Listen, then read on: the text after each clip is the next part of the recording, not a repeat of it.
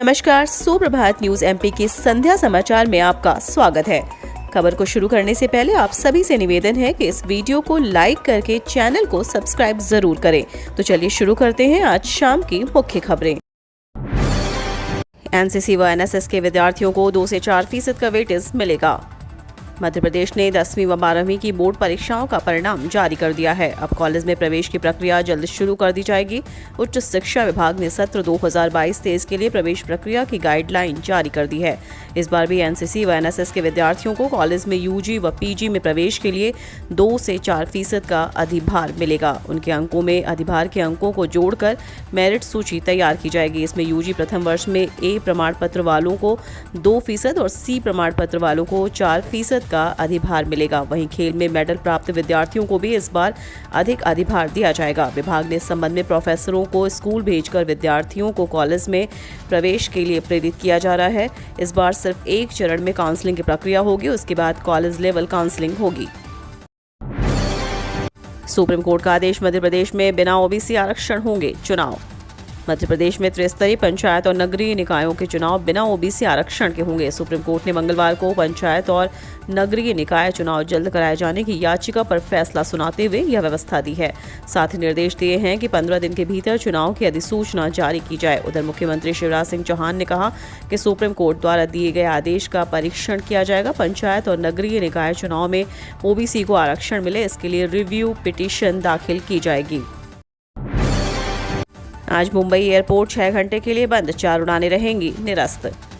मुंबई के Chhatrapati Shivaji international airport आज मंगलवार 6 घंटे के लिए बंद रहने के कारण इंदौर से आने जाने वाली 4 उड़ानें निरस्त रहेंगी। यात्रियों को एयरलाइंस ने पहले ही सूचना दे दी थी। इसमें 3 उड़ानें इंडिगो और 1 उड़ान एयर इंडिया की है। प्रबंधन ने बताया कि मुंबई एयरपोर्ट प्रबंधन ने पिछले सप्ताह इस बात की घोषणा की थी कि 10 मई को एयरपोर्ट को सुबह 11 से शाम 5 बजे तक के लिए उनका एयरपोर्ट बंद रहेगा। इस दौरान यहाँ के रनवे का प्री मानसून मेंटेनेंस का काम किया जाएगा, जिससे यहाँ के दोनों रनवे पर उड़ानों का संचालन पूरी तरह बंद कर दिया जाएगा।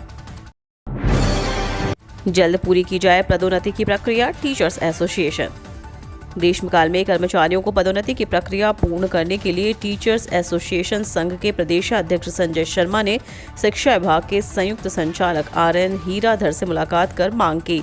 कोर्ट में शासन के पक्ष को मजबूती से रखने पर चर्चा की गई। प्रदेश अध्यक्ष संजय शर्मा के नेतृत्व में प्रतिनिधि मंडल ने अधिकारियों से भेंट कर पदोन्नति में लगी रोक को हटवाने के लिए आवश्यक पहल करते हुए शासन का समुचित पक्ष न्यायालय में रखने की मांग की है।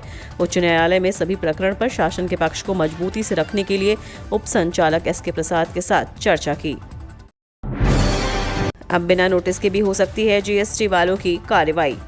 GST कलेक्शन के मामले में लगातार बढ़ोतरी हो रही है। पिछले वित्तीय वर्ष 2021-22 में 13,000 करोड़ से अधिक GST वसूली हुई थी। नए वित्तीय वर्ष 2022-23 के पहले माह अप्रैल में रिकॉर्ड 1,288 करोड़ की वसूली हुई, जो पिछले बार की तुलना में 288 करोड़ ज्यादा है।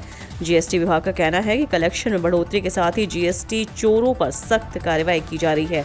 GST चोरों पर विभाग बिना नोटिस दिए हुए कार्रवाई कर सकता है। विभागीय अधिकारियों का कहना है कि GST रिटर्न में थोड़ी सी भी गड़बड़ी होने पर कार्रवाई की जा सकती है। साथ ही 1 अप्रैल 2022 से GST के नए नियम भी आए हैं। इसके तहत 20 करोड़ से ज्यादा टर्नओवर वाली कंपनियों को अब ई-इनवॉइस जारी करना होगा। इससे कर चोरी और बिल में गड़बड़ी पर अंकुश लगेगा।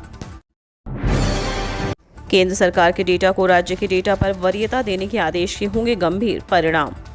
हाईकोर्ट ने PSC प्रारंभिक परीक्षा में पूछे गए एक प्रश्न के 2 उत्तरों के विवाद में अहम फैसला दिया। मुख्य न्यायाधीश रवि मलिमठ व न्यायमूर्ति पुरुषेंद्र कुमार कौरव की युगल पीठ ने एकल पीठ के उस फैसले को स्थगित कर दिया, जिसमें केंद्र सरकार की रिपोर्ट को राज्य सरकार की रिपोर्ट पर वरीयता देते हुए मध्य प्रदेश सागौन वन क्षेत्र 30% माना गया था। कोर्ट ने तल्ख टिप्पणी में कहा कि एक्सपर्ट कमेटी के मत पर एकल पीठ ने अपीलीय अधिकारी की तरह निर्णय दिया, जो गलत था। यदि एकल पीठ के आदेश का पालन हुआ तो इसके गंभीर परिणाम होंगे। मध्य प्रदेश में सागौन के वन क्षेत्र प्रतिशत के संबंध में PSC में पूछे गए एक प्रश्न के उत्तर को लेकर विरोधाभास है। अभिजीत चौधरी सहित 8 उम्मीदवारों ने इसे याचिका के माध्यम से चुनौती दी है। मध्य प्रदेश गेहूं उपार्जन पर ताज़ा अपडेट। 5.5 लाख किसानों के खातों में 4,817 करोड़ ऑनलाइन ट्रांसफर।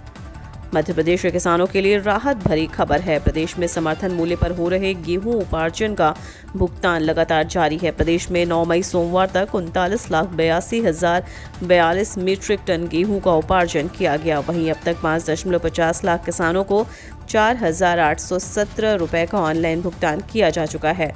प्रमुख सचिव खाद्य नागरिक आपूर्ति एवं उपभोक्ता संरक्षण फैज अहमद किदवई ने बताया कि प्रदेश में सोमवार तक 39,82,042 मीट्रिक टन गेहूं का उपार्जन किया गया।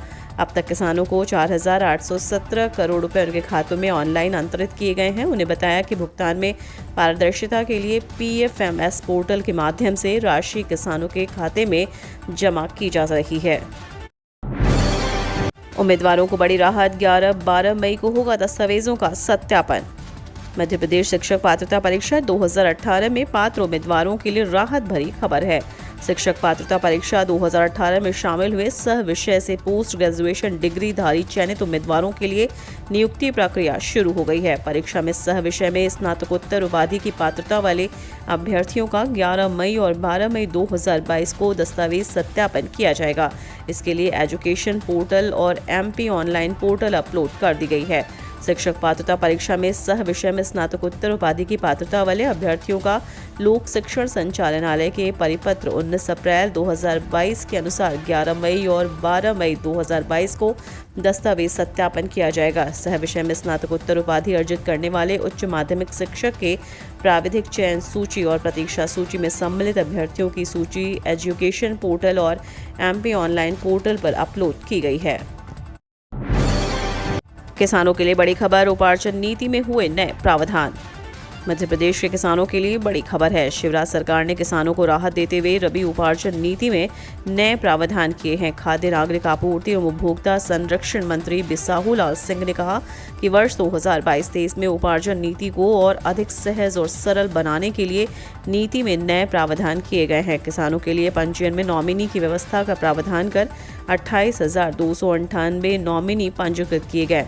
मंत्री बिसाहूलाल सिंह ने कहा कि पंजीयन को और अधिक सरल करते हुए 3,479 वर्तमान पंजीयन केंद्रों के अतिरिक्त 16,644 अतिरिक्त पंजीयन केंद्रों पर कियोस्क से पंजीयन की सुविधा प्रदान की गई है। इसके अतिरिक्त नीति में आधार विहीन एवं शारीरिक रूप से अक्षम किसानों के लिए पंजीयन की व्यवस्था की गई है।